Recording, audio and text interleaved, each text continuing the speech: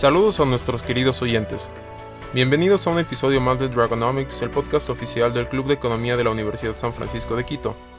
En esta ocasión, Gabriel Forbeck, Ana Cabrera y Mario Ávila les traemos un nuevo programa. A menos de un mes del estreno mundial de Star Wars, The Last Jedi, y al cumplirse 40 años del estreno de la primera película de la franquicia, hemos decidido honrar esta magnífica creación de George Lucas, la cual hoy en día se ha convertido indudablemente en uno de los mayores íconos de la cultura popular. En esta ocasión trataremos la economía política de Star Wars en la transición de la República al Imperio. Como en cada programa, contamos con la grata presencia de los más afamados profesores del Departamento de Economía de la Universidad. En esta ocasión presentamos a Santiago José Gangotena, quien es PhD en Economía por la Universidad George Mason. Agradecemos también al Colegio de Comunicación y Artes Contemporáneas de la USFQ, el cual nos hace más fácil poder llegar a todos ustedes, queridos oyentes. Santi, bienvenido y muchas gracias por aceptar esta invitación. Esperamos pasar un momento muy agradable. Gracias a ustedes. El día de hoy, con la ayuda de Santi, nos veremos inmersos en el universo de Star Wars, con el fin de analizar las consecuencias político-económicas de lo que la narrativa ficticia en esta película nos expone. Nos gustaría analizar esta transición entre el episodio 3, La venganza de los Sith, y el episodio 4, Una nueva esperanza, que se ve esta gran diferencia entre el fin de la República y el comienzo del Imperio Galáctico. Para ponerlo en contexto, la época de la República se caracteriza por el periodo del apogeo de la Orden Jedi. Nos muestra esta democracia a través de lo que ha sido constituido como el Senado Galáctico, un ente distinto a hacer presentes las voces de hasta el más remoto de los sistemas de la galaxia. Sin embargo, como en cualquier república, el aparente orden no está exento de concebir en sus entrañas el caos hasta la revolución. Como Reichka Sharma en su resumen de su artículo de Star Wars, The Economic of the Galactic Empire, el Senado Galáctico contenía secretas relaciones de complicidad y traición dentro de su compleja estructura. Durante las precuelas de la saga, durante la República, notamos que gran parte del conflicto central gira en torno a la Federación del Comercio. Esta federación, más conocida como Clan Bancario Intergaláctico, que conforma el gremio comercial, persigue sus intereses económicos valiéndose de la corrupción en el Senado de la República. Por su parte, el clan bancario, especialmente, es claro el promotor del movimiento secesionista llamado Confederación de Sistemas Independientes, o conocido como la Alianza Separatista, el cual sería precedido por Lord Sith, conocido como el Conde Dooku. Al final de cuentas, el gremio comercial en su conjunto habría contribuido a promover el ascenso de Palpatine dentro del Senado, quien después de traicionar a Dooku se proclama emperador, estableciendo un estado totalitario luego de 25.000 años de la República. ¿Consideras este secesionismo legítimo dentro de una democracia? Es bien interesante la dinámica política que tienes en Star Wars. Y por un lado muestra la inestabilidad inherente de los sistemas democráticos. ¿Por qué digo inestabilidad inherente? Bueno, el problema fundamental de una democracia es que, más allá de que pensemos que la democracia de alguna manera refleje la voluntad de las personas, lo cual es falso, ¿no? Podemos matemáticamente demostrarlo. Arrow en el 51 saca un paper en el cual nos enseña esto. Más allá de esto, la dinámica interna de un sistema democrático depende de lo que se llaman minimum winning coalitions, o las coaliciones mínimas necesarias para ganar. Y por esto es bien fácil, por ejemplo, si tenemos una democracia entre 3 personas, para tener una mayoría solo tenemos que convencerle a una. Entonces es relativamente fácil coger y convencerle a una con un pago, por un lado, lo que llamaríamos corrupción, o algo para que se cambie de bando. Y en las democracias tendemos a ver estos cambios. Entonces, entre más trata de abarcar una democracia, más inestable se va a volver porque es más difícil llegar a acuerdos. Ahora, lo que me preguntaste, y sé que todavía no he respondido a tu pregunta, que es si es que el secesionismo es legítimo. Bueno, dada la inestabilidad del sistema democrático, me parece que sí, la secesión de un sistema, sea cual sea, es legítima. Uno tiene el derecho a escoger cuáles van a ser sus representantes y bajo qué reglas vives. Pero eso podemos llevarlo a un extremo, ¿no? Y ahí parecería que se empieza a volver problemático. Entonces, ¿por qué no cada uno nos salimos de cualquier asociación en la cual estamos? Y este es uno de los problemas fundamentales de la economía política. Los sistemas políticos tienden a ser muy inestables porque, a diferencia de los sistemas económicos, no tienen precios de mercado, es decir, señales que provean incentivos de información para poder coordinar actividades. Entonces, aquí sí entra el régimen institucional, ¿no? Las reglas del juego político son distintas a las reglas del juego económico. Y esto lleva a que estos sistemas se comporten de distinta manera. Entonces sería esto como una oxigenación política. Sí, podríamos verlo así. Y el cambio, o sea, si nos enfocamos solo en el episodio 1, 2 y 3, donde tienes la guerra de los clones y al principio la invasión o el bloqueo de Naboo por parte de la Federación del Comercio, también hay otras partes interesantes que podríamos ver desde el punto de vista económico con respecto al secesionismo. Entonces, ¿por qué la Federación de Comercio le pone un bloqueo a Naboo? Bueno, ellos están demandando un tratado en el cual todo el comercio de Naboo va a tener que pasar a través de ellos. Es decir, es una federación de comercio que no quiere libre comercio, que es bastante común entre comerciantes porque no hay nada mejor que te otorguen un monopolio. Y eso es lo que están pidiendo. Están pidiendo tener un monopolio de intercambio, que ellos sean los únicos que puedan comprar y vender de Naboo hacia otros planetas. Y toda la disputa empieza por una disputa de impuestos. Empiezan a poner, el Senado Galáctico impone impuestos a las rutas de comercio para planetas en lo que se llama el Outer Rim, la parte exterior de la galaxia. Entonces la Federación de Comercio se molesta, bloquea a Naboo y aprovecha de esta circunstancia para pedir un monopolio para sí mismo. Lo cual es uno de los problemas cuando tenemos, o es muy fácil tomar decisiones sobre la economía desde la política. Porque al final la política y la economía son dos herramientas que las personas utilizan para obtener sus fines, ¿no? Entonces, si es que el fin de la Federación de Comercio es tener mayores ganancias y puede influenciar a los políticos, qué mejor que pedir un monopolio. Y esto lo vemos también en nuestro mundo, no en una galaxia muy muy lejana, sino en nuestro mundo todo el tiempo. Vemos que los gremios siempre piden prebendas para unos y en contra. Naturalmente, si es que es para unos, va a ser en contra de otros. Lo cual sí nos lleva a la parte fundamental de la economía política. Y el problema fundamental de Star Wars, al igual que la mayoría de nuestros países, en el mundo en el que vivimos, es que no hay límites claros para cuánta intervención puede tener una democracia sobre la economía. Es decir, no hay reglas constitucionales que establezcan claramente. Y en general lo dejamos a la discreción de algún experto, entre cotillas, o tecnócrata que decida: vamos a subir aranceles, vamos a imponer impuestos, vamos a dar monopolios, pero tiende a ser muy discrecional esto. Entonces, si es que es discrecional, o si es que el gobierno tiene aunque no sea discrecional, si es que el gobierno tiene la potestad a través de una cámara legislativa elegida democráticamente de dar beneficios a un grupo o a otro, vamos a ver que las personas van a utilizar esta herramienta para obtener estos beneficios. Al igual que utilizamos otras herramientas como los contratos, como el intercambio libre y voluntario para obtener lo que queremos en un sistema de mercado.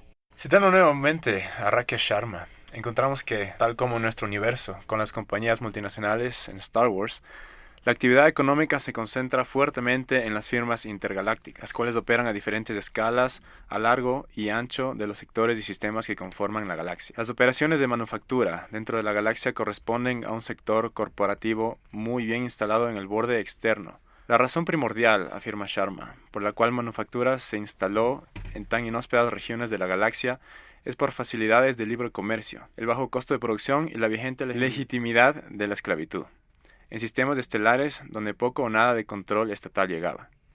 Bajo esta dinámica, las limitaciones comerciales de las firmas intergalácticas se reducían a un mínimo impuesto pagado en nombre de la República. La revolución de Palpatine llegó, y con ella una fuerte reestructuración social y política.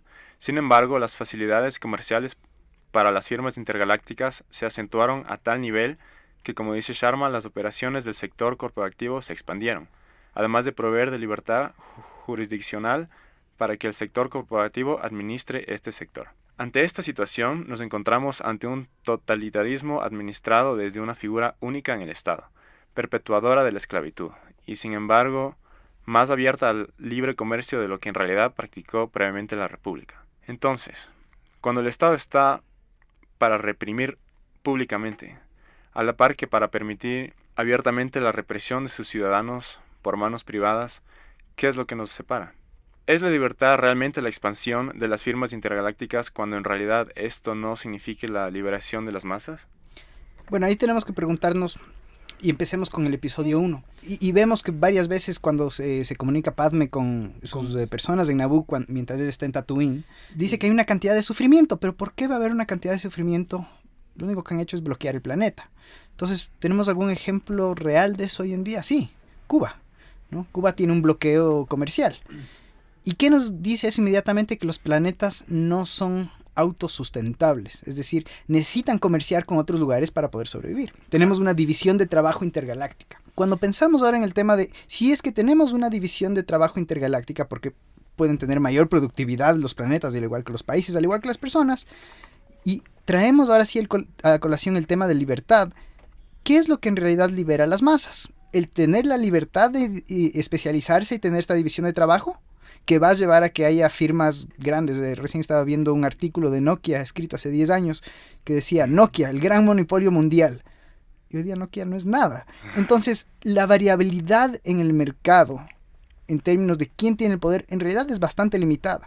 La única manera de asegurártelo es mediante medios políticos. Es decir, que te otorguen a ti un monopolio especial, que es lo que está buscando la Federación de Comercio. Porque la Federación de Comercio sabe claramente, si es que yo no puedo proveer los bienes a los planetas al precio más bajo posible, dejo de existir. Ahora, ¿eso es liberación? Claro que sí. La liberación de las masas, y aquí sí tenemos que recordar, al final, el problema fundamental es la escasez, ¿no? Tenemos la elección entre vivir en subsistencia, condiciones de subsistencia, donde producimos para nuestro propio consumo, es decir, el planeta no intercambia con nadie más, o tener división de trabajo. Y si tenemos división de trabajo es porque logramos producir más, lo cual nos permite hacer de todo, ¿no? Escuchar música, tener viajes intergalácticos, soportarle a la orden burocrática de los Jedi, que para poder soportar toda esta estructura económica necesitamos tener una división de trabajo intergaláctica. Y ahí el otro tema es el totalitarismo nace a causa de haber tenido una democracia sin límites. Esta democracia sin límites de la República, que no está claramente definido hasta dónde puede intervenir, como ya mencioné, es un sistema muy inestable, pero aparte, cuando tienes una democracia que no tiene límites y más bien es la representación de las personas la que va a llevar sobre qué cosas podemos decidir en conjunto, es decir, cuáles son los objetos de acción para el sistema político, tenemos otro problema, que es muy difícil llegar a acuerdos. Entonces, hay una escena en el episodio 2 que me fascina a mí, donde tenemos a Anakin y a Padme en un campo verde lindo conversando. Anakin está quejándose del sistema político y le dice, lo que necesitamos es un sistema donde los políticos se sienten y discutan los problemas, se pongan de acuerdo en qué es lo que está en el mejor de interés de las personas y después lo hagan. La Padme le responde, porque ella ahora es senadora, eso es exactamente lo que hacemos. El problema es que las personas no siempre están de acuerdo. De hecho, casi nunca están de acuerdo. Entonces Anakin le responde, entonces alguien debería obligarles a estar de acuerdo. La Padme ya se empieza a asustar un poco y le dice, ¿y quién les va a obligar? ¿Tú? Anakin dice, no, claro que yo no, alguien sabio. Bueno, ¿cómo escogemos a ese alguien sabio? Y esto justamente nos ilustra el problema de que la democracia sin restricciones naturalmente lleva al totalitarismo. Este es un argumento que Friedrich Hayek hace en su libro El camino a la servidumbre para explicar, él siendo austriaco, para explicar qué es lo que sucedió en Austria y en Alemania, porque estaba dándose cuenta que Inglaterra estaban tendiendo en esa misma dirección, pero no sabían por qué. Y no podían explicar el fenómeno de Hitler en Alemania, que viene de ser elegido democráticamente. Claro que hay ahí pequeños artificios, ¿no? Se incendia el Congreso, medio como que los artificios que hace Palpatine para llegar al poder. Pero no es una falla del sistema o del corrupto, sino que es una consecuencia natural de un sistema de democracia irrestricta, en el cual, para tomar una decisión, tenemos que estar de acuerdo sobre muchas cosas, y ese acuerdo nos llega. Hay dos posibilidades. Las personas se frustran y piden a alguien fuerte. Y eso es prácticamente lo que vemos que sucede en el universo de Star Wars, ¿no? La frustración lleva a que le den poderes especiales al canciller. ¿La frustración de qué? De que no se pueden poner de acuerdo en qué hacer. Bueno, ¿y si es que nunca dependiese de ellos qué hacer? Y más bien lo que tenemos es un sistema de economía política, es decir, un sistema constitucional en el cual las reglas están claramente delimitadas y todo lo que se hace tiene que ser solo voluntariamente, es decir, por acuerdo de las partes que están haciendo cualquier actividad. Ya no tenemos esos problemas. Entonces, cuando tenemos este campo de democracia demasiado amplio, naturalmente tiende a tender hacia un sistema totalitario. Es la dinámica interna del sistema, aunque parezca medio fea. En el punto de vista un poco más legal, ¿consideraría legítimo liberalizar el mercado, abriéndolo al consumo de prósperas metrópolis como Coruscant o Naboo, cuando en periferias como Tatooine el sector corporativo aún practica la esclavitud? El tema de la esclavitud es interesante porque la esclavitud es algo que solo puede existir cuando tenemos negación de la propiedad privada. La propiedad privada más importante es mi cuerpo, yo. Entonces, sí necesitamos un sistema legal fuerte que garantice la propiedad privada, y la falta de ese sistema legal en Tatooine es lo que lleva al problema de esclavitud. ¿Esto implica que va de la mano la esclavitud con el libre comercio? No, para nada. Más bien, si vemos históricamente, los principales pensadores que arguían en contra de la esclavitud eran los economistas liberales ingleses, y ellos son los que llevan a finales del siglo XVIII, principios del siglo XX, antes que en Estados Unidos, a que el imperio británico elimine la esclavitud, con argumentos económicos. ¿Y cuál es el argumento económico? El argumento económico es un argumento de incentivos y productividad, simplemente. No es tanto un argumento de derechos humanos, que debería haber sido en mi punto de vista, pero lo que están arguyendo ellos es que simplemente en términos de incentivos y productividad es muy, muy ineficiente tener esclavos. Y eso vemos claramente, por ejemplo, en el caso de Estados Unidos durante la Guerra Civil. El sur pierde la Guerra Civil porque no puede producir. ¿Por qué no puede producir? Porque su estructura productiva, o si estamos hablando en términos ecuatorianos, su matriz productiva, es tremendamente ineficiente cuando está basada en la esclavitud. Mientras que el norte, que no tiene esclavitud, se ha dedicado a la manufactura. Es decir, cuando tienes un factor de producción en superabundancia, como el trabajo bajo la esclavitud, el retorno a inversión capital es relativamente bajo. No lo haces. Entonces, sí, me parece eso. Pero es interesante lo que hablas de estos planetas que están en los extremos, porque ya si vamos al episodio 4 tenemos otro ejemplo de esto. La ciudad de las nubes, en la cual tienes, no sé si se acuerdan, Lando, Han Solo y Leia están escapándose de las naves del Imperio, apagan los motores, se pegan una nave para poder escaparse, y están viendo como que en el internet de su tiempo qué ciudades hay cerca. Y hay esta ciudad de las nubes que no está reconocida, es suficientemente pequeña para no entrar dentro del Imperio Galáctico, como que es tan pequeña que no se han preocupado, no se han molestado de ir a imponer ahí su voluntad. Y sirve como un oasis de libertad económica y política, ¿no? Entonces, las fronteras, y por frontera no quiero decir frontera de los países, pero las áreas, el frontier que se dice en inglés, sino las áreas alejadas en economía siempre han servido como eso, lugares donde tienes caos, pero también hay cierta organización, hay cierto orden y escape. Pero más o menos entonces partimos en este último tramo a partir de la premisa de que el libre comercio es el que va a garantizar de una u otra forma la emergencia de las libertades individuales. Pero sin embargo vemos en este ejemplo cómo el Estado, siendo autoritario, no garantiza libertades ni seguridad para las personas, porque permite todavía la esclavitud en el Outer Rim, y sin embargo propulsa el libre mercado. Entonces, si es que el Estado no garantiza las condiciones básicas de vida, como por ejemplo era la familia de Anakin, entonces vemos que tampoco por la mecánica con la que se manejaba el libre comercio, y como el mismo Palpatine expandió en el Outer Rim, entonces vemos que no le es inherente tampoco garantizar seguridad para sus ciudadanos. Para nada, a ningún gobierno es inherente garantizar la seguridad de sus ciudadanos, pero también hay algo en disputa ahí, me parece que es el tema de, ¿en realidad es libre comercio lo que tienen en el Outer Rim?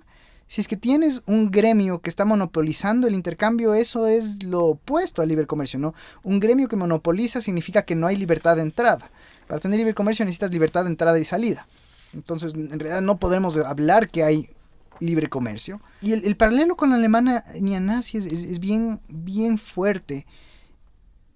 La Alemania nazi no apoya el libre comercio. En 1933 sube Hitler al poder, en el 36 se congelan los precios de todos los bienes, porque hay una inflación terrible, gracias a que ellos están imprimiendo una cantidad de dinero. Al congelarse los precios de los bienes, ¿qué es el próximo problema que tienen? Empieza a haber escasez de bienes, ¿sí? Cuando congelo los precios, no dejo que se ajusten en base a condiciones de oferta y demanda, voy a tener o excesos de producción o escasez de ciertos bienes. En vez de retractarse y levantar el control de precios y a su vez dejar de imprimir dinero para crear inflación, lo que hacen, el próximo paso natural es, ¿cómo garantizo que haya suficientes bienes? Bueno, tengo que decirles a los productores cuánto y cómo deben producir. Y se empieza a formar este sistema corporatista alrededor del Estado Nacional Socialista Alemán. Entonces, ahí sí la pregunta clave ¿es compatible un Estado autoritario, que en realidad es autoritario, con una idea de libre comercio? Y la respuesta es no, porque lo que uno tiene que darse cuenta ahí es que para poder controlar, tengo que controlar los bienes, tengo que controlar la escasez, ¿sí? Entonces no puedes tener un Estado autoritario que también está a favor del libre comercio. Bueno, muchas gracias, Santi. Nos ha encantado escucharte y aprender más y verle este lado económico a Star Wars. Gracias a todos por escucharnos y esperen nuestro siguiente podcast. Gracias.